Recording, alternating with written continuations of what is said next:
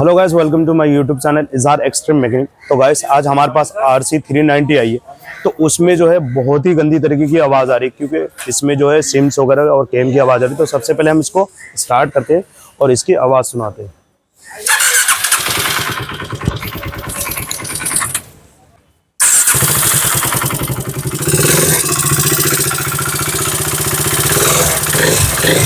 तो गाइस इसमें जैसे हम थ्रोटल दे रहे हैं तो उसमें जो आवाज़ आ रही है बहुत ही ज़्यादा, क्योंकि इसमें जो है सिम्स और रॉकर उसमें आवाज़ आ रही है। तो चलो हम इसको खोलते हैं और आपको आगे दिखाते हैं। तो गाइस हमने बाइक को फाइनली खोल दिया, इसके टंकी वगैरह सारा हमने खोल दिया।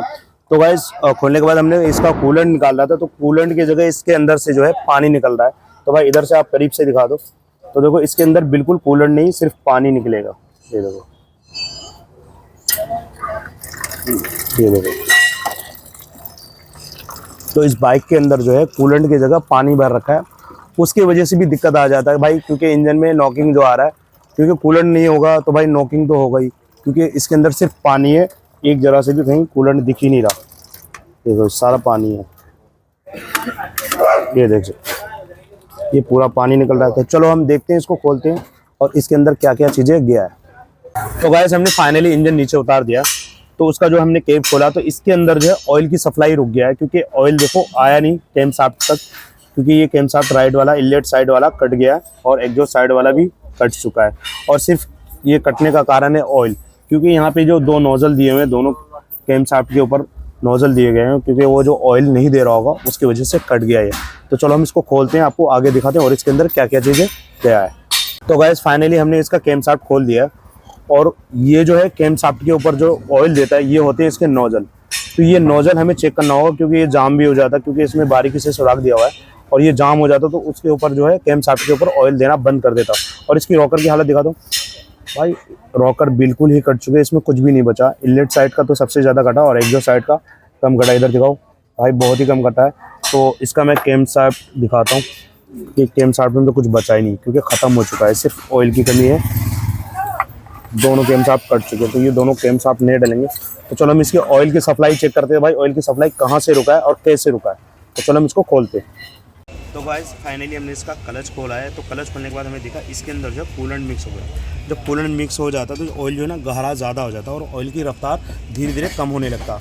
ऑयल की रफ्तार कम होने के बाद जो है हेड के ऊपर ऑयल नहीं पहुंचता रॉकर कैम शाफ्ट के अंदर, और उसके बाद वो धीरे धीरे कटने लगता है। और उसका कारण ये भी है क्योंकि ऑयल फिल्टर के अंदर जो है गंदगी बहुत ज़्यादा लग रहा है, क्योंकि ये जो है जाम हो गया है। तो ये भी ऑयल की रफ्तार को रोक देता है, इससे क्रैंक में भी दिक्कत आ सकता है और पूरा इंजन ख़राब हो सकता है। और इसका वाटर पंप का सील कट चुका है। ये कटने के बाद क्या होता है, इंजन के अंदर जो है कूलेंट जो है मिक्स होना स्टार्ट हो जाता और ऑयल में पूरा मिक्स होने के बाद कभी हमारा मैग्नेट कॉइल भी उड़ा सकता है और पूरा क्रैंक भी जा सकता है। तो कभी भी अगर ये वाटर पंप का सील कट जाता है तो इसको ज़रूर टाइम से चेंज कराएं। तो वैसे हमने KTM का इंजन की पूरी सफाई कर दी, क्योंकि ढंग से तरीके से सफाई करा, क्योंकि इसके अंदर जो कूलेंट मिक्स हो गया तो पूरा गियर बॉक्स में कूलेंट चला गया था, तो उसकी वजह से क्रैंक में भी दिक्कत आ सकता था।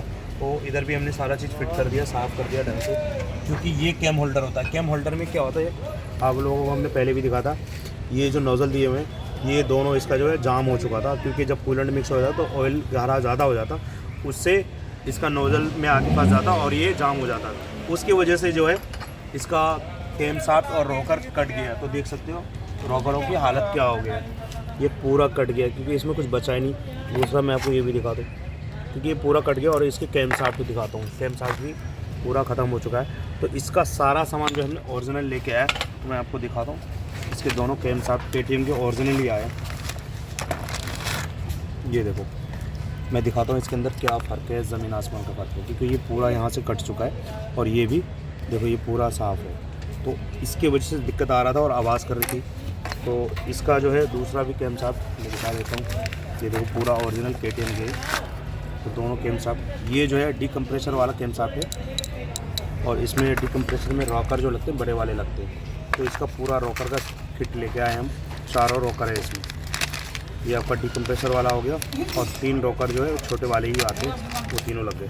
इसका टाइमिंग चेन KTM का ओरिजिनल ही आया।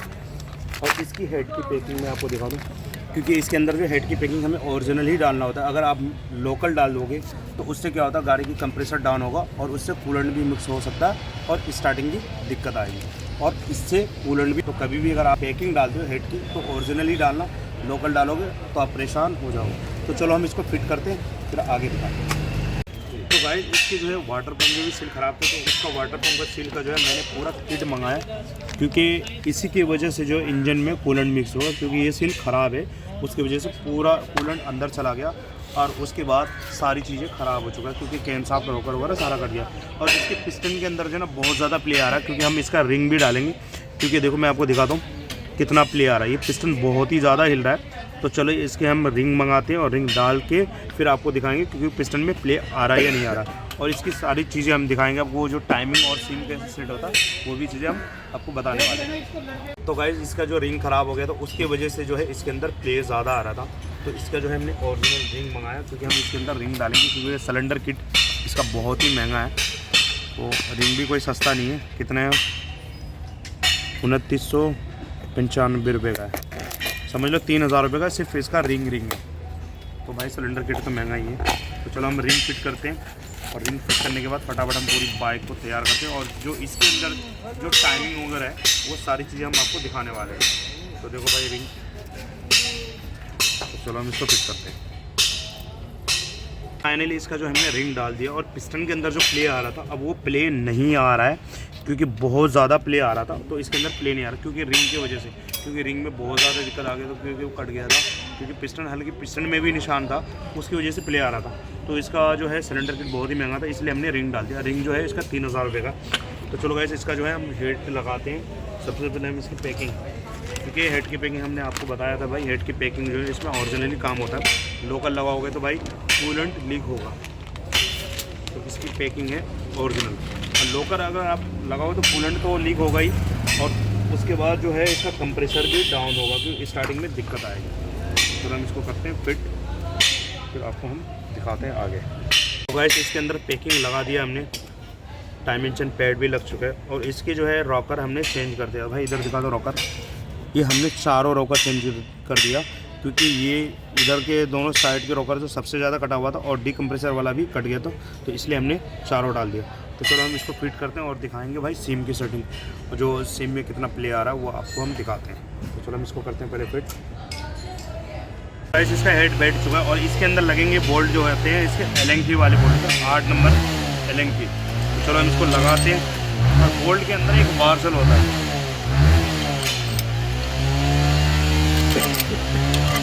और उसके बाद हम दिखाते हैं इसकी जो है कैम होल्डर के हमने चारों नोजल को साफ़ कर दिया, क्योंकि ये क्या होता है ऑयल की सप्लाई को रोक देता है। तो चलो हम इसको फिट करते हैं, और इसके सबसे पहले हम आपको दिखाएंगे भाई कैम साफ्ट के अंदर प्ले कितना आ रहा है, तो सेम से हम दिखाते हैं। तो गाइस फाइनली हमने इसका टाइमिंग फिट कर दिया, तो चलो हम इसका लगाते हैं कैम साफ्ट हम सबसे पहले लगाएंगे आपका डिकम्प्रेसर वाला। तो इसको करते हैं फिट, और आपको टाइमिंग भी दिखाते हैं।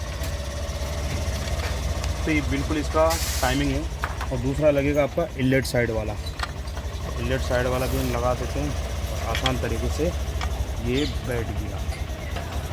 तो देखो हमारी बाइक बिल्कुल टाइमिंग पे दिखा दो भाई, ये इसका जो निशान दिया हुआ है दोनों आमने सामने होने चाहिए, और टी का पॉइंट दिया हुआ ऊपर बिल्कुल, और इसका इधर दिखा दो आप, प्राइमरी गियर में इसका निशान दिया हुआ है, यहाँ देख सकते हो, और चेम्बर में भी दिया है। तो प्राइमरी गियर का निशान जो चेम्बर के साथ ही होना चाहिए, अगर हल्की से भी आउट होगा उस निशान के सामने, अगर हल्की से भी आउट होगा तो इससे जो है पिस्टन कैम साफ्ट और ये सब सारा जा सकता है, क्योंकि वाल भी बेंड हो सकता है।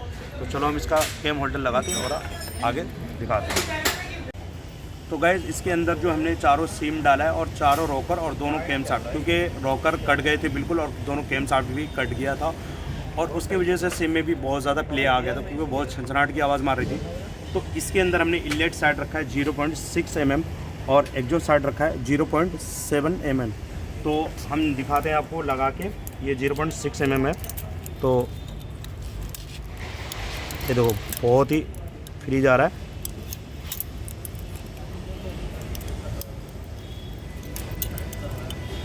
तो इधर जो है 0.6 mm और इधर 7 है। तो और गाइस इसका जो है कैम साफ्ट बिल्कुल फ्री होना चाहिए, देखो बिल्कुल पानी की तरह फ्री है, दोनों साइड का कैम साफ्ट मैं दिखाता हूँ फ्री होना चाहिए। अगर ये हल्की सी भी टाइटपन होगा तो स्टार्टिंग में दिक्कत होगी, और स्लो रनिंग जो है ठहरेगी नहीं बाइक। तो चलो हम यहीं से वीडियो को करते हैं आगे, स्टार्ट करते हैं, उसके बाद आपको इसकी आवाज़ सुनाते हैं। तो गाइस फाइनली RC 390 का इंजन जो है तैयार हो चुका है। तो चलो हम इसमें बाइक में लगाते हैं और लगाने के बाद इसकी आवाज़ सुनाते हैं भाई इसकी आवाज़ कैसे आ रही है। तो गाइस हमारे पास जो RC 390 आया था वो फाइनली स्टार्ट हो चुकी है और इसकी आवाज़ में सुनाते सबसे पहले भाई आवाज़ बिल्कुल स्मूथनेस हो गया।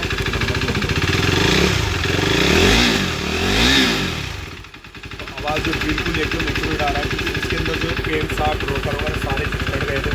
तो गाइस ऐसे वीडियो को देखने के लिए हमारी